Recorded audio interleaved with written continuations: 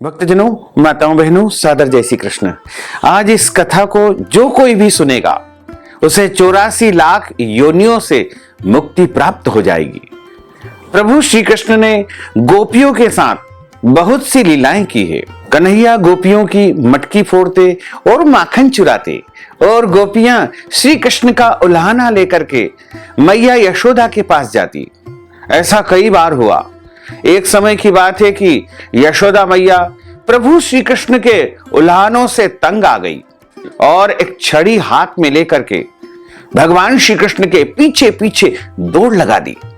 जब प्रभु ने अपनी मैया को क्रोध में देखा तो वह अपना बचाव करने के लिए भागने लगे, तेजी से भागने लगे और भागते भागते प्रभु श्री कृष्ण एक कुम्हार के पास जा पहुंचे।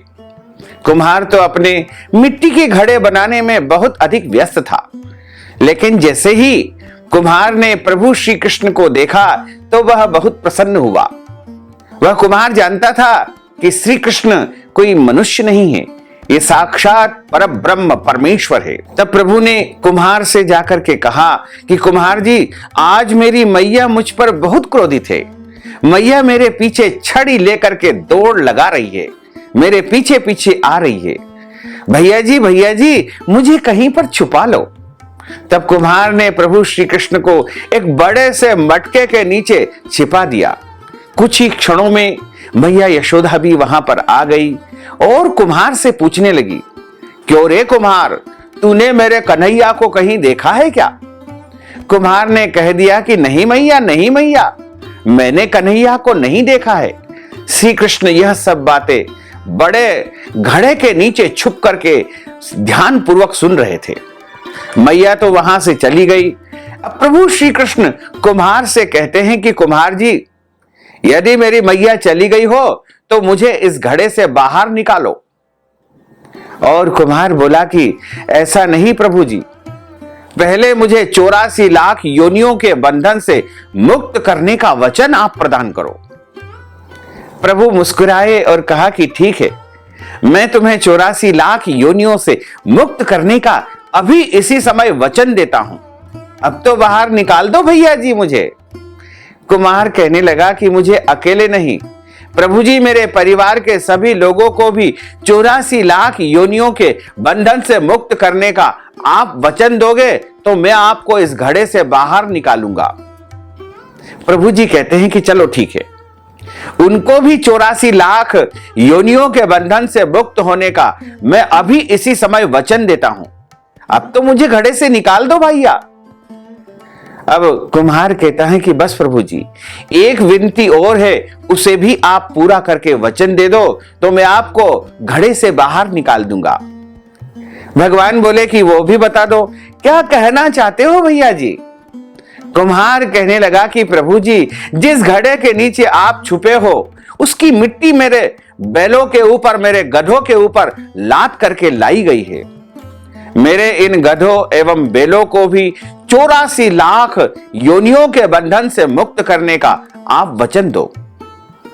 भगवान ने कुमार के प्रेम पर प्रसन्न होकर के उन बैलों को और गधों को भी 84 लाख योनियों के बंधन से मुक्त होने का वचन दे दिया। अब प्रभु बोले कि अब तो तुम्हारी सारी इच्छाएं पूरी हो गई है, जो भी तुमने मांगा है हमने तुमको प्रदान किया है। अब तो मुझे घड़े से बाहर निकाल दो भैया जी। तब कुम्हार कहता है कि अभी नहीं भगवान, बस एक अंतिम इच्छा और है, उसे भी पूरा कर दीजिए। और यह है कि जो भी प्राणी हम दोनों के बीच के इस संवाद को सुनेगा या पढ़ेगा, उसे भी आप 84 लाख योनियों के बंधन से मुक्त करोगे। बस ये वचन और दे दो तो मैं आपको इस घड़े से बाहर निकाल दूंगा। कुम्हार की करुणामयी बातों को सुनकर के, प्रेम भरी चर्चा को सुनकर के प्रभु श्री कृष्ण अत्यंत प्रसन्न हुए और कुम्हार को वरदान दिया कि जो भी हम दोनों के इस संवाद को प्रेम पूर्वक सुनेगा या पढ़ेगा, उसको भी मैं 84 लाख योनियों से मुक्त होने का वचन देता हूं। फिर कुम्हार ने भगवान बालकृष्ण जी को घड़े से बाहर निकाल दिया और उनके चरणों में साष्टांग प्रणाम किया। प्रभु जी के चरण धोए और उसका चरणामृत पिया तथा अपनी पूरी झोपड़ी में चरणामृत का छिड़काव भी किया और प्रभु जी के गले लग करके इतने रोए कि वो कुम्हार प्रभु में विलीन हो गया। जरा आप सोचिए कि जो बाल कृष्ण 7 कोस लंबे चौड़े गोवर्धन पर्वत को अपनी एक छोटी सी उंगली पर उठा सकते हैं, तो क्या वो एक घड़ा नहीं उठा सकते थे? लेकिन बिना प्रेम रीझे नहीं नटवर नंद किशोर। कोई कितने भी जप कर ले, तप कर ले, अनुष्ठान कर ले, यज्ञ कर ले, कितना भी दान करे, चाहे कितनी भी वो भक्ति करे, लेकिन जब तक मन में प्राणी मात्र के लिए प्रेम नहीं होगा, प्रभु श्री कृष्ण उसको नहीं मिल पाएंगे।